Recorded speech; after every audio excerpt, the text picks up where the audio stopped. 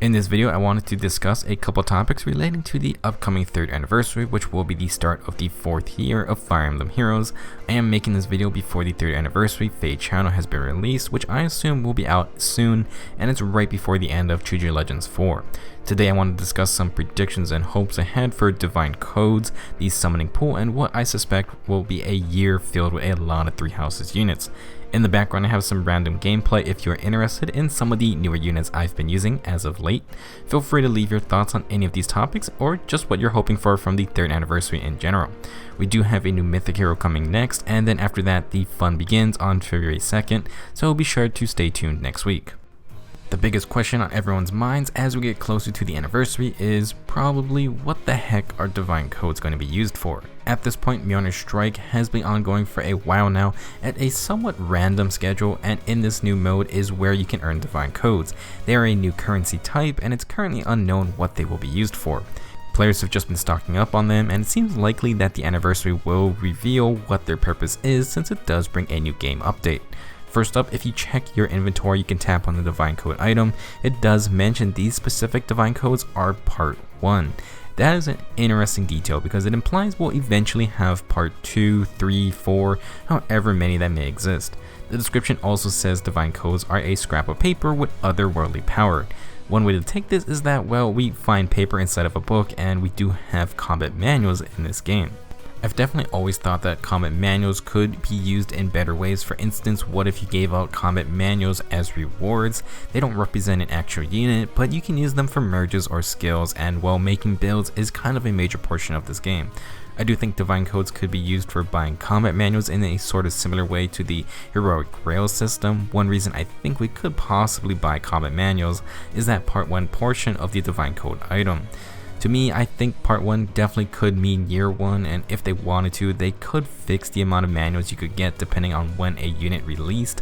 An issue with this is that they would definitely have to make it so certain Year 1 units are more expensive to purchase, like Hector for example, because otherwise everyone would just buy a million distant counter fodder. Also, it would be weird if they just let people getting easy plus 10 merges for a unit, since summoning is the whole point of gachas mainly, so maybe that would be too much freedom. Regardless of what Divine Codes actually do, I still hope that combat manual rewards become a thing. I think that would be really cool. You could add them to these random quests we get every so often, like here's a quest centered around reposition, and if you do the quest you get units who have reposition as combat manuals. You could add them to Tempest Trials, like here's a free combat manual of one of the bonus characters or something. It's a bit of wishful thinking on my end. Some other uses for Divine Codes I was mulling over is that they could just introduce a brand new game mechanic. Going back to the Part 1 equals Year 1 theory, maybe you could use Divine Codes to quote-unquote unlock potential even further for those older units. Some crazy ideas, like maybe you can give them even more merges or add on more Dragon Flowers if you want to go that route. It doesn't seem like this game will ever add 6-star rarity because that would screw up the whole merge system, but power creep continues to press on, and while weapon refines are nice, the stat discrepancies are getting pretty crazy. Another idea is that they could have been used for summoning specifically from the Year 1 pool. I wouldn't like to add more RNG to the game, but we'll have to see what happens to the summoning pool this year. More on that later. Last idea I wanted to throw out there is that maybe Divine Codes could be used for a skill shop, sort of equivalent to weapon refines. Maybe not as crazy, but it could be something like you can purchase Death Blow 3 for your unit, or possibly variations on existing skills, like you can get Death Blow 3 plus you get an extra 2 speed, kind of like how you can refine inheritable weapons with different stats. I don't know, I think that could be too complicated, and again, I don't know how the Part 1 tag would fit in that system. Lots of possibilities. I mean, there could just straight up be something completely new, like we added another passive skill slot or something insane. Hopefully Divine Codes will be worth the wait, but I'm certainly not expecting anything too game breaking. Now let's talk about the summoning pool for the upcoming year. I do want to note that summoning pool changes have occurred in April for the last 2 years, so don't expect anything in the next update, but here are some things I want to discuss anyway. Last year was pretty insane. The entire Year 1 or Book 1 5-star exclusive group of units were completely removed from the new hero banners. This essentially made summoning way better for the most part, as your chances at getting pity breaked by someone decent went up a lot. The question now is, will that trend continue this year? Are the Book 2 units going to get the same treatment? It certainly feels like a possibility as a sort of solution to the ever-growing summoning pool. This could tie into the use of divine codes, for example, if they actually gave out common manuals of units, or just straight merges. If we keep getting rid of these units, having a way to merge them up easier is not a terrible solution, and while there is only divine codes part 1 for now, I imagine they could add part 2 and onward as time moves on. The other solution to the removal of those 5-star units was the introduction of the weekly revival banners, which I think were one of the best additions to the game. These banners not only had higher rates, but you knew exactly who was on the banner and when they were coming, so you could prepare. Even after its initial run, it just repeated the same order, and I really hope this stays if the year 2 5-stars get the same treatment. Now, an interesting banner we had this past year was the Double Special Heroes banner back in December. This was a first banner of its kind with 8 different units, and they were all special heroes, aka our limited time seasonal fun units. I thought this was a pretty neat banner. It was clearly brought in because they ran out of room on the monthly banners, since now we have a lot more legendary and mythic heroes. I would not mind seeing this type of banner come back, especially for people who just want another chance at these units. For a transitional topic, we got to talk about dual heroes. So dual heroes seem to be special in that they come on regular banners as well as special hero banners. I really wouldn't be that surprised if they even made dual legendaries or mythics, but that would be a lot of bonus effects on one unit. For me, dual heroes have been more positive than negative, and that's mainly because their incredibly strong dual skills only work in the player's hands, which means you never have to face them when you do PvP. Of course, that doesn't mean your defense teams are safe, and in the Aether raids there is that dual hero structure which is incredibly strong, allowing you to use the dual skill twice. Have you ever had a defense replay where the enemy just kills your entire team thanks to dual Hector and Lilina's 20 damage bomb being used twice? It's kinda ridiculous. There is a defense structure to counter this, but I don't think I've ever even seen it once when I do my offense runs.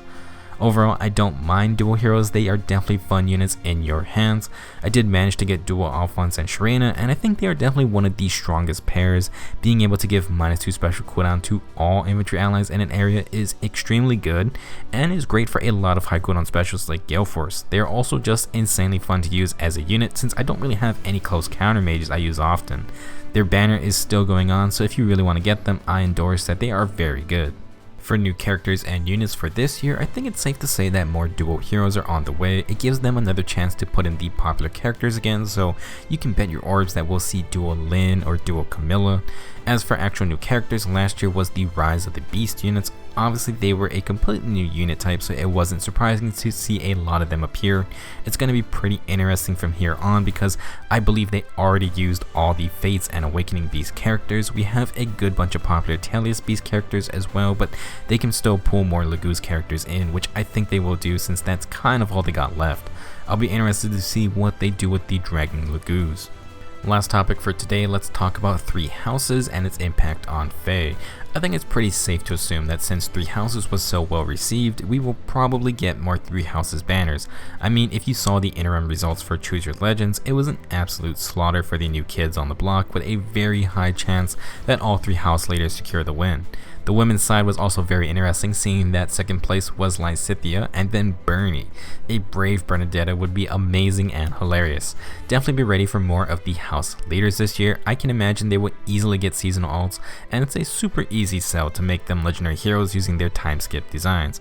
Since it's looking like all 3 of them may win Choose Your Legends with their time skip designs as the winners, it's also possible they forgo their legendary alts in favor of just having them as brave heroes. To me, I don't think that will happen because once the game launched and you saw all the positive reception, I would have immediately been planning for the legendary time skip alts for Fae. I mean, Dimitri especially got a huge popularity boost from the time skip. Considering we can let anyone use pretty much any weapon in 3 houses, their brave alts have a lot of possibilities, and I welcome some neat different takes on those characters. Regarding Byleth, if you're watching this the day it's been uploaded, then I believe they are out in Smash Ultimate right now. I'm gonna need those Smash free mixes for all the 3 houses songs. We also have a Mythic Hero reveal tonight, so you know, I can see another Byleth surprise happening. That said, we kind of had a hint at who this month's Mythic Hero will be thanks to some data mining. I'm not going to talk about it more since we will literally find out in less than 24 hours. Back at 3 houses, do I think we'll see the brawler slash gauntlet weapon type appear in Fae? I'm gonna guess no, because it's gonna have an extremely limited amount of characters for that weapon archetype, but I could see gauntlets just being made into colorless melee weapons and leaving it at that. I mean, we could always have the possibility of adding fun seasonal alts to that group, plus I don't think that would break the game unless you give their gauntlets their innate brave effect like in 3 houses, plus another effect on top.